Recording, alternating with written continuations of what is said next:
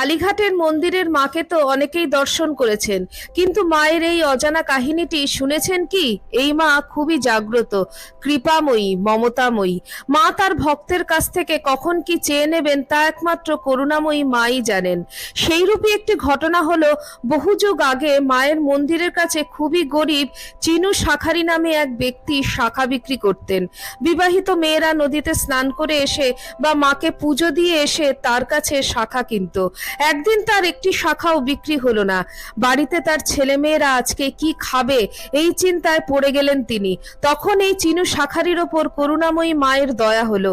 মা একটি বিবাহিত মেয়ের রূপ ধারণ করে চিনু শাখারির কাছে এসে শাখা কিনে নিয়ে পড়লেন। তাকে অনেক রত্ন দিলেন। মা তাকে আশীর্বাদ করলেন অভাব দূর হওয়ার।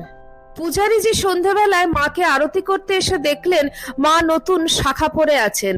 এদিকে চিনু শাখারিও প্রতিদিনের মতো বাড়ি